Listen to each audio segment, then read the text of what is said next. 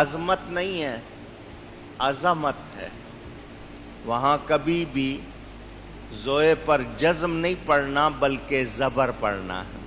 سبحان ذی الملک والملکوت، سبحان ذی العزتی والعظمتی. اونچی کہیے عظمت، یہ یاد رکھ لیں. یہ اس لیے آئی بات میں نے سکھا دی آپ کو. تو وہاں پڑھنا ہے تو عظمتی پڑھنا ہے. اگر آپ عظمتی پڑھیں گے تو معنی درست نہیں ہوگا. ذیل عظمت کے معنی ہوں گے ہڈیوں والا، اور ذیل عظمتی کے معنی ہوں گے بلندیوں والا. تو دونوں میں کتنا فرق آ جاتا ہے تو یہ ذہن میں رکھنا. اس کے بعد ہڈیوں کا سلسلہ، اسی عمودی شکل میں انسانی حیت و اوضاع کا، اس کی ہڈیوں کا اور اس کی ساخت کا ڈھانچہ تیار کیا. اللہ تعالی کی حکمت کا تقاضا فَكَسَوْنَا الْعِظَامَ لَحْمًا، انہی ہڈیوں کو پھر اللہ نے گوشت چڑھا دیا. یہ سارا کام ماں کے پیٹ کے اندر ہو رہا ہے. اب کون کر رہا ہے؟ اللہ تعالی. اس ڈھانچے کی ہڈیوں کو ویسا ہی گوشت پہنایا جیسا ان کے لیے مناسب تھا. مخصوص ہیئتوں میں اسے تیار کیا، رگیں بنائیں، اعصاب بنائے، عضلات بنائے. اس کے اندر کہاں جھلی چاہیے کہاں نہیں چاہیے ہم نہیں سوچ سکتے، یہ رب تعالی نے تیار کیا. اگر اس کی میں پوری تفسیر میں جاؤں، ان ایک ایک لفظ پر صفوں کے صفحے موجود ہیں، تمام تفصیل بیان کروں بڑا ٹائم لگ جائے. اے انسان، پانی کی ایک بوند سے لے کر اتنے مرحلے تجھ پر گزرے ہیں، تو نے دیکھے نہیں مگر تجھ پر گزرے ہیں. اور کہاں؟ ایک محفوظ جگہ ماں کے پیٹ میں اللہ تعالی نے تجھے تیار کیا ہے. اپنی تخلیق پہ ہی ذرا غور کر لے اور جان لے. ثم انشأناہ خلقا آخر، انشاء کے معنی پیدا کرنا. انشاء کے معنی اونچی اور اونچی. اب لفظ منشی کے معنی کیا ہوں گے؟ انشاء کے معنی پیدا کرنا، تو منشی کے معنی کیا ہوں گے؟ پیدا کرنے والا. کیا معنی ہوں گے؟ کس کے معنی؟ منشی کے. یہ کیوں کہلا رہا ہوں؟ آپ کے ہاں اردو میں منشی کہتے ہیں جو آپ کا حساب کتاب لکھتا ہے. یہ اصل لفظ عربی کا ہے، اس کے معنی پیدا کرنے والا. وہ آپ نے منشی اپنے طور پر جو آپ کے بہی کھاتے لکھتا ہے، کیا آمد ہوئی کیا خرچ ہوا، جس کو آپ اکاؤنٹنٹ کہتے ہیں، وہ اس کا نام آپ نے منشی رکھ دیا. وہ منشی اور ہے، یہ منشی یہ عربی کا لفظ ہے. اس کے معنی اونچی کہیے، الحمدللہ منشی الخلق من عدمی. تمام تعریفیں اس اللہ کے لیے، خلق کا پیدا کرنے والا عدم سے نہیں تھا اور اس نے کیا. یہ اس کا ذکر ہے.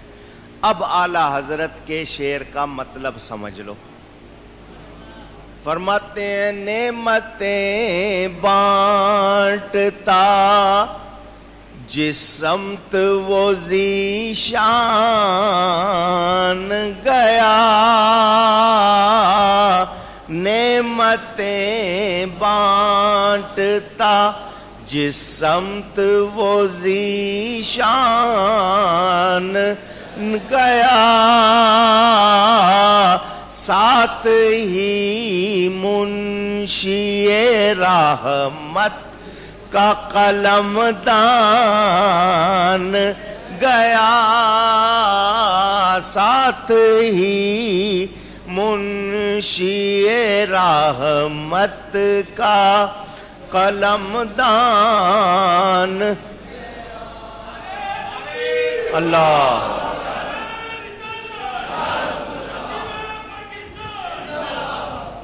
یہاں منشی رحمت کے معنی اب کیا ہوئے؟ منشی رحمت کا پیدا کرنے والا. مجھے اچھی طرح یاد ہے یہ بات، میں نے آپ کو سنائی بھی ہوگی. اکثر تقریروں میں شعر پڑھ دیتا ہوں نعتیہ. یہ شعر میں نے پڑھا، باہر کے ملک کی بات ہے.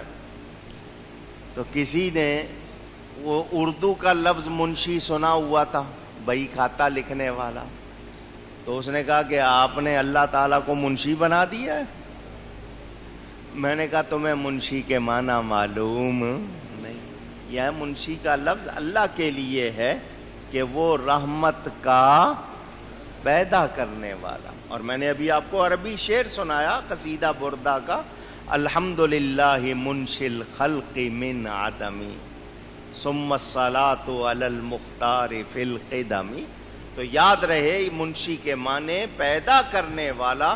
تو اعلیٰ حضرت رحمت اللہ علیہ کے اس شعر کا مطلب یہ کہ نعمتیں بانٹتے ہوئے نبی پاک صلی اللہ علیہ وسلم جدھر بھی گئے رحمت پیدا کرنے والے نے فرشتوں کو ساتھ کر دیا. جو میرا حبیب کہتا جائے وہی کرتے جاؤ. اللہ یا رسول اللہ. جس کے لیے یہ جو کہہ دیں وہی لکھ دو، جس کے لیے جو فرما دیں وہی لکھ دو.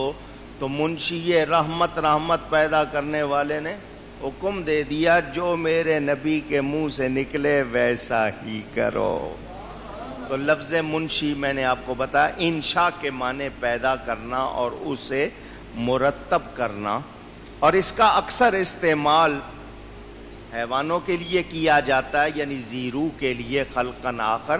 اللہ فرماتا ہے پھر ہم نے روح پھونک کر اسے ایک اور تخلیق بخشی.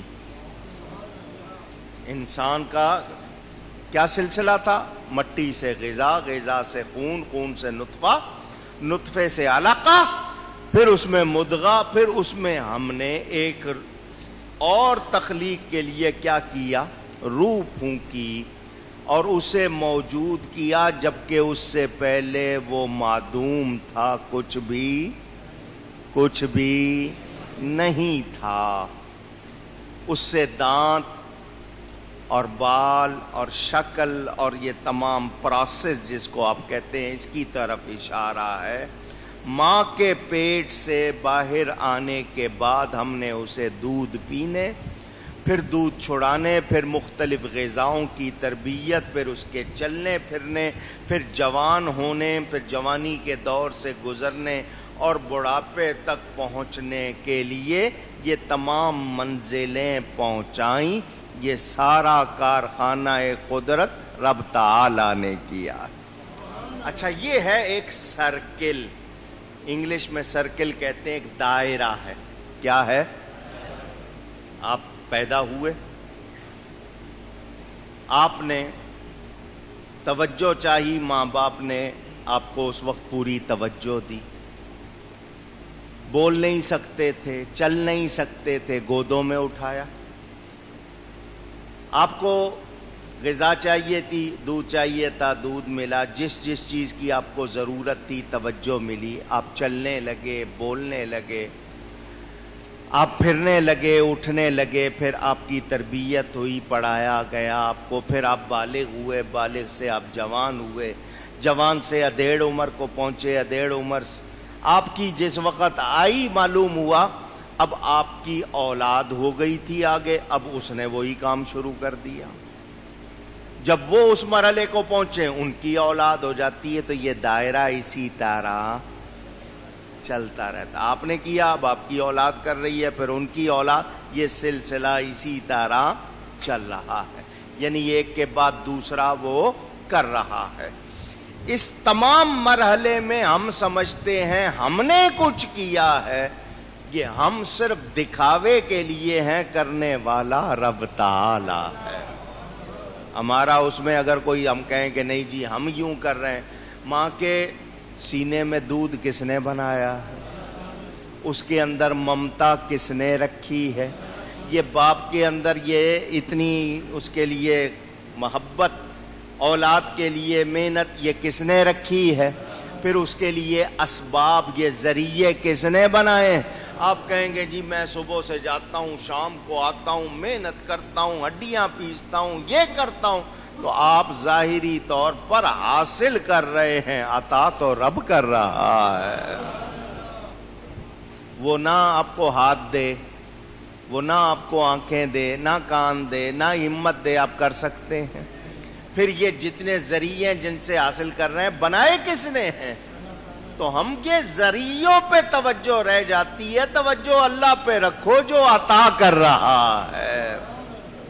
ذہن میں رہے بات، تو یاد رہے اللہ تعالی نے ہم سب کو جن نعمتوں سے نوازا ہے ان سے ہمیں نظر ہٹانی نہیں چاہیے۔ یہاں ایک بات مسئلہ ہے وہ بھی کر دوں۔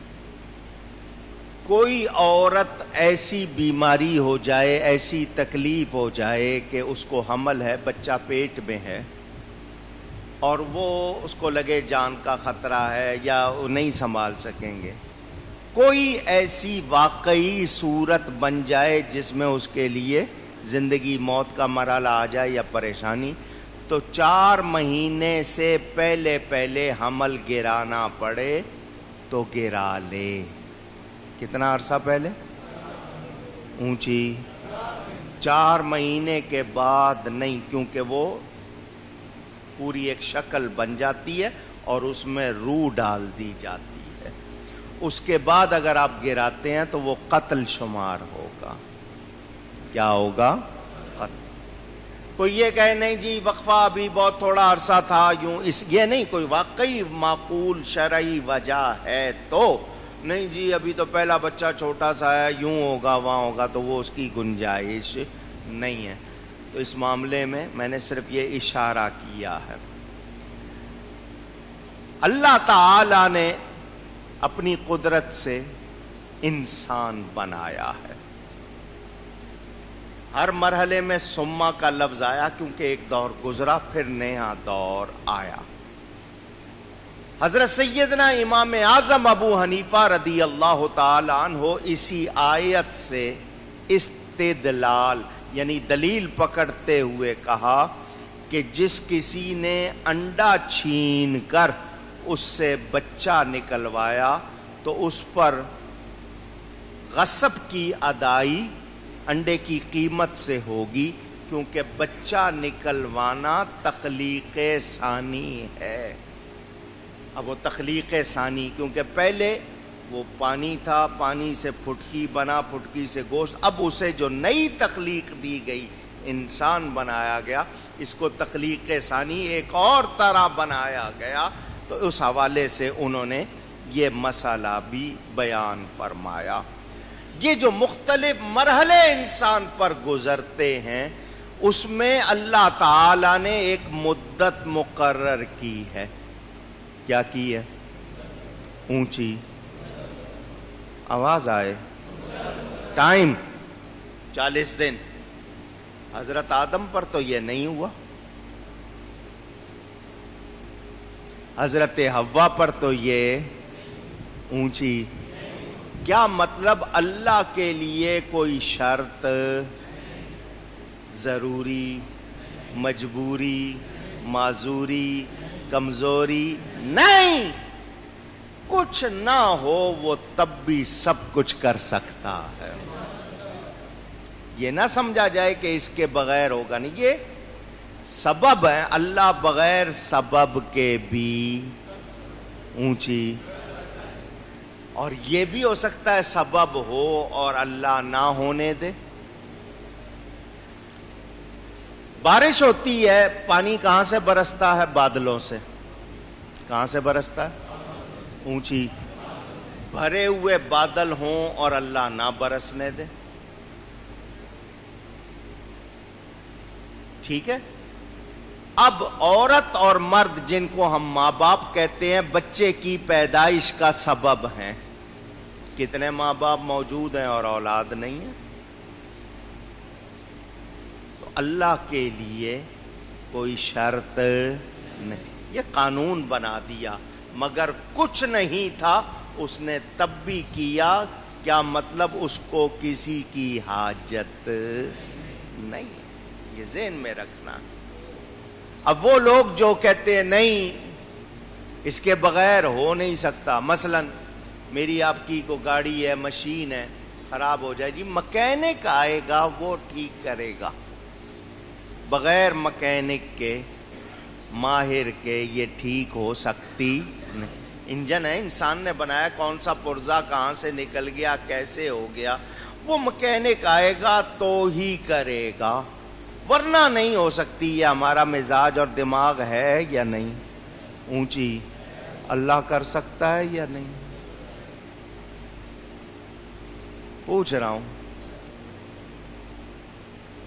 اس کے لیے کچھ مشکل نہیں، کوئی مجبوری معذوری نہیں، وہ جو چاہے جب چاہے جہاں چاہے جیسا چاہے کرتا ہے۔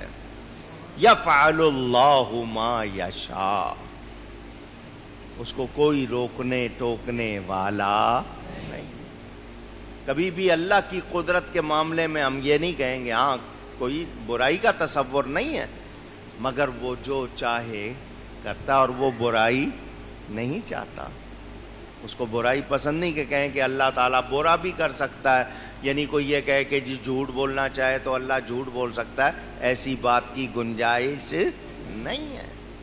وہ ہر چاہے پر قادر ہے، اور برائی کا تو اللہ کے ساتھ کوئی تصور نہیں ہے، یاد رہے۔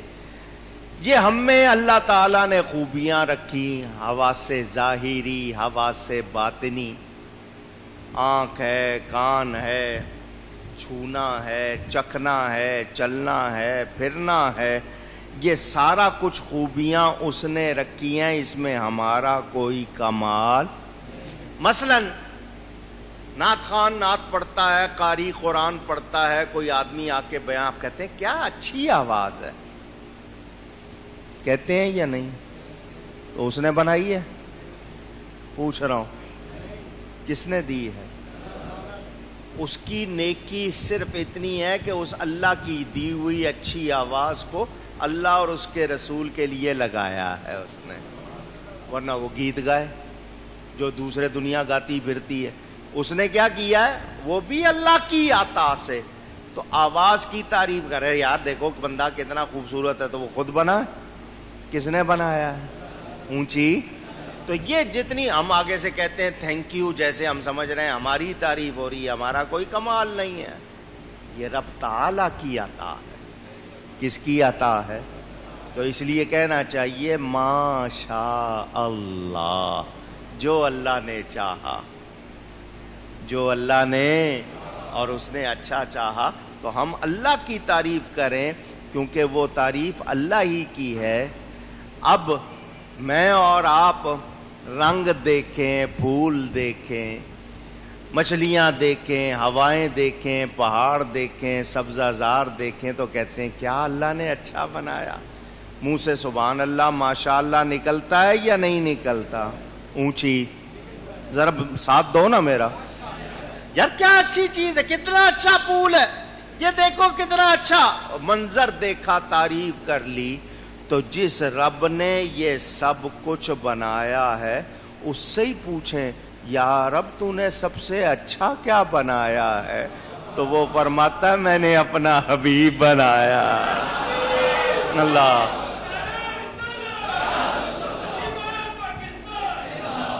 تمہیں ساری کائنات میں میرے ہی جلوے نظر آتے ہیں، پہاڑوں میں، ذروں میں، آبشاروں میں، یہ درختوں میں، پتوں میں، سب جگہ میرے ہی جلوے ہیں، مگر مجھے دیکھنا ہو تو میرے حبیب کو دیکھ لو۔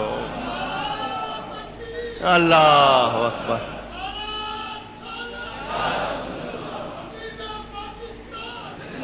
ان کو دیکھ لو اور پہچان لو، جس کا پیارا ایسا ہے اس کا بنانے والا کیسا ہوگا۔